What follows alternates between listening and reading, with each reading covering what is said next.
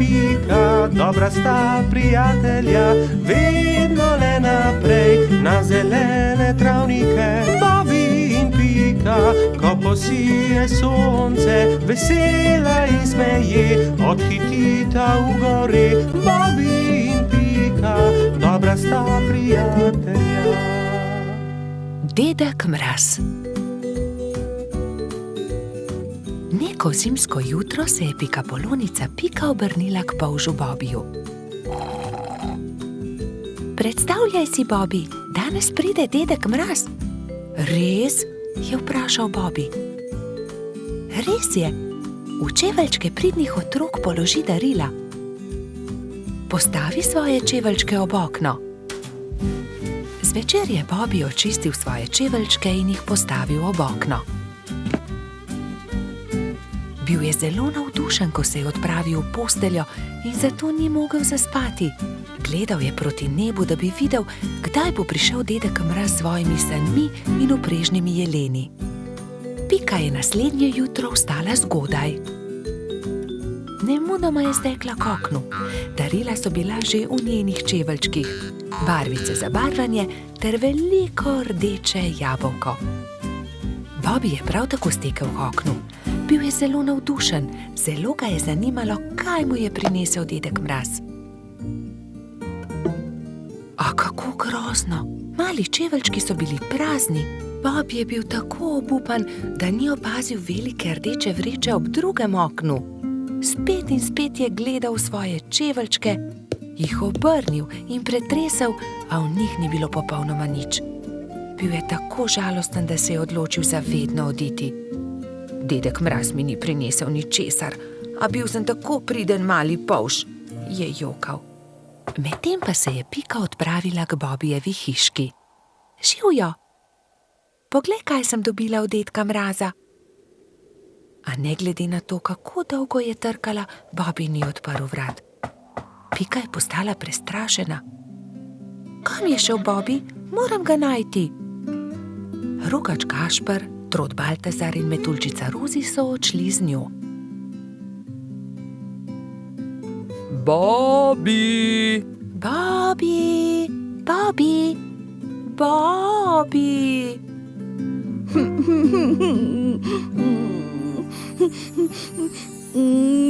Temnilo se je že, ko so štirje prijatelji našli Bobbyja.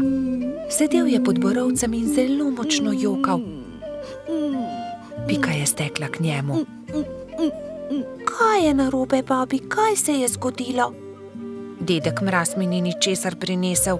Jaz pa sem bil tako priden majhen polž. Ne bodi smešen, prepričana sem, da si dobil darilo, je Pika potolažila majhnega polža. Mogoče je bilo tako veliko, da ga dedek Mraz ni mogel položiti v tvoje čeveljčke in ga je odložil kam drugam. Ne, ničesar nisem dobil, je jezno vzkliknil Bobby. Mislim, da dedka Mraza sploh ni. Prav v tistem hipu so se na nebu pojavile sani. Vlekla sta jih dva jelena.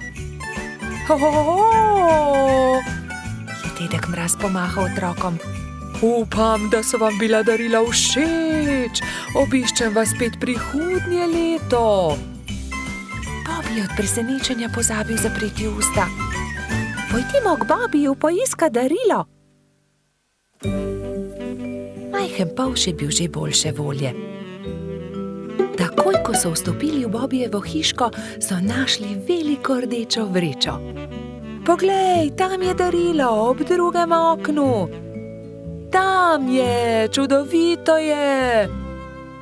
Bobby je odprl svoje darilo. Bili so barvni zvončki na veter. Ko jih je Bobby stresel, so se majhni zvončki dotaknili drug drugega in zaslišalo se je nežno zvončkljanje. To je čudovito. Gašper je obesil zvončke pred vhod in vsi so zaželeli Bobbyju lahko noč.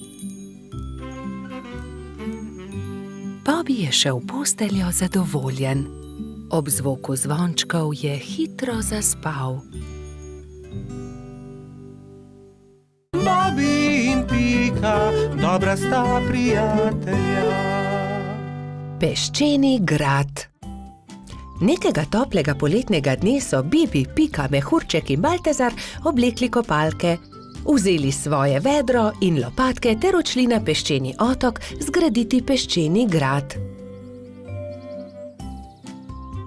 Poglejte, ogromna lubenica, je nenadoma vzkliknil Baltazar. Nesimo jo seboj, je prosil Bibi. Ob koncu dneva jo bomo pojedli. Prav, nesimo jo seboj, se je strinjala Pika.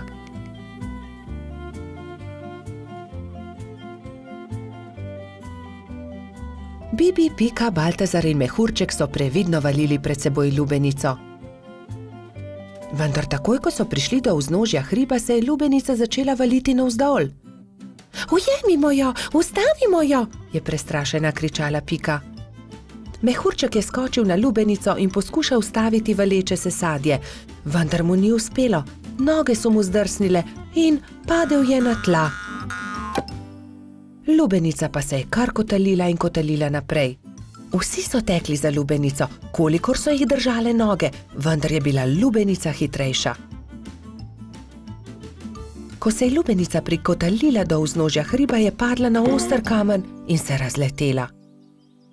Lubenica se je razletela, je bila žalostna Pika. O, lubenica, je žaloval tudi Baltazar.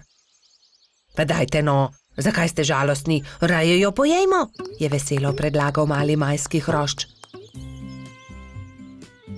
Štirje prijatelji so se usedli poleg kosov lubenice in so začeli. Hrustali rdeč sladek sadež, vse dokler niso popolnoma napolnili trebuščke. Pohitimo na peščeni otok, saj ne bo ostalo dovolj časa, da zgradimo grad, je nenadoma vzkliknila Pikapolonica. Počakaj, Pika, tudi jaz grem s teboj, je rekel Baltazar. Tudi jaz, je rekel Mehurček. Ampak jaz ne znam leteti, me boste pustili tukaj, je jokaje vprašal Bibi. Že vem, naredimo male ladice iz lupine lubenice, z njimi bomo hitro prispeli do otoka in tudi Bibi lahko gre z nami, je predlagal Trot. Izbrali so 4 lubeničine lupine, eno Bibi, eno Piki, eno Baltazarju in eno Mehurčku. Drog so naredili iz veje in jadro iz lista drevesa. Ko so končali, so zvlekli ladice v vodo in veter jih je takoj odnesel proti peščeni obali. Hura, jadramo, je veselo vzkliknil Bibi.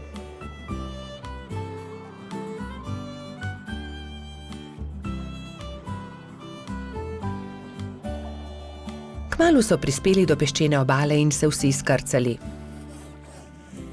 Poglejte, tam prihaja nekdo in tudi vedro ima s seboj.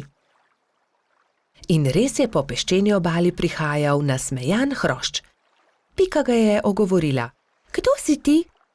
Jaz sem Buba, peščeni hrošč, živim tukaj na peščeni obali, zgradil bom en ogromen grad na obali. Zares? Je vprašal Baltazar. Lahko tudi mi gradimo s teboj? Seveda lahko, pojdimo na delo, je rekel Buba.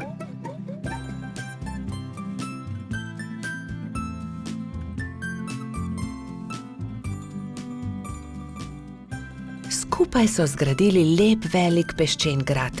Vrtali so tunele, oblikovali stolpe, naredili vrata. Samo še zastava manjka na vrhu, je rekla Pika. Narisala je bubo na list drevesa in ga napičila v vrh gradu. Potem je to moj grad, je navdušeno vzkliknil Buba. Ko se je začelo temniti, so se mali prijatelji poslovili od Bube in odšli proti domu. Lepo spi, kapitan gradu, je veselo vzkliknila Pika. Bobi in Pika, dobra sta prijatelja. Kamni. Nekega poletnega popoldneva se je Pika odločila speči jagodno pito. Prosila je rogača Gašperja in Trota Baltazarja, naj ji iz gozda prineseta sveže jagode. Fanta sta se odpravila. Baltazar je kmalu opazil kamen sredi poti in ga začel brcati pred seboj. Vendar je kamen postal všeč tudi Gašperju in ga je Baltazarju izmaknil. Ne velja, Gašper, to je moj kamen, jaz ga bom brcnil naprej. Ne, to je že moj kamen, poišči si drugega, tega bom brcal jaz. Jaz sem ga našel, moj je bil ogorčen Baltazar. Ogromno kamnov je, poišči si drugega, je končal prepir Gašper. Vendar se Baltazar ni pustil. Fanta sta se prerivala tako dolgo, dokler se nista spotaknila in se skotalila po strmem hribu. Zvrnila sta se naravnost v potok, ki je žuboril ob vznožju hriba. Ob hrupu je iz svoje hiše na obrežju potoka pogledal škržat Alfons. Joj, kaj se je zgodilo? Je vprašal prestrašeno. Gašper je kriv, vzel mi je kamen. Kaj pa je to tvoj kamen? Od tistega je, ki je spretnejši. Dovolj je vsekal vmes Alfons. Najprej pridite v hišo, posušite se, nato mi lahko povesta, zakaj sta se tako močno sprla. Še vedno jezna fanta sta stopila v škržatovo hišo. Mokra oblačila sta postavila na sonce in zavita v brisačo čakala, da se posušijo. Medtem je Alfons dal na mizo limonado in piškote. Sončni žarki so hitro posušili oblačila. Gašper in Baltazar sta jedla piškote in si segala v besedo med pripovedovanjem Alfonzu o tem, kako sta se skotalila po hribu. Jaz imam celo zbirko tega. Zbirko kamnov, pokaži nama, je zavpil Baltazar. Seveda, vstopita, je ponosno dejal Alfons in dal na mizo veliko škatlo. Kje si nabral te lepe kamne? Tukaj v bližini na obrežju potoka, tudi vidva jih lahko nabirata. Hurra! Nabrala sta polno košaro kamnov. Dolgo sta izbirala, zbirala in začelo se je temniti. Rogač in Trud sta se poslovila od škržata in se odpravila navzgor po hribu. Kmalu sta šla mimo Pikine hiše. Pikapolonica je jezno zavpila skozi okno svoje pikčaste hiše. Kje pa so jagode? Joj, jagode, pozabila sva na jagode. Poglej, Pika, kako lepe kamne sva nabrala z Alfonzom. Kaj naj naredim z njimi? Naj spečem pito iz kamnov? Prosila sem za jagode. Pozabila sva jih, je priznal Gašper in Pikapolonici povedal celotno zgodbo.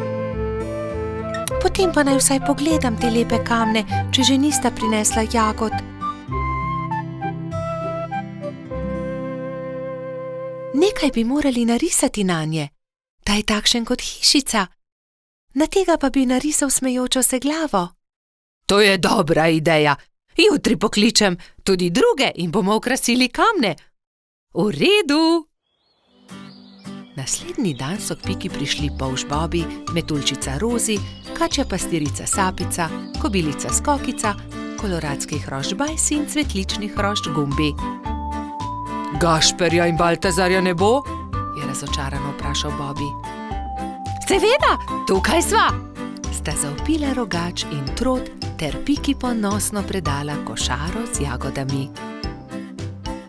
Hvala, je dejala Pikapolonica in medtem, ko je mešala pecivo, so se drugi lotili dela.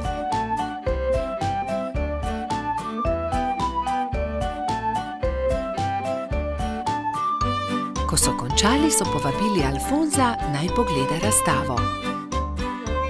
O, čudovito! Jutri bom prinesel tudi svoje kamne in jih bomo poslikali, je veselo dejal škrat. Medtem se je spekla jagodna pita, vsi so sedli k mizi in pojedli vse do zadnje drobtinice.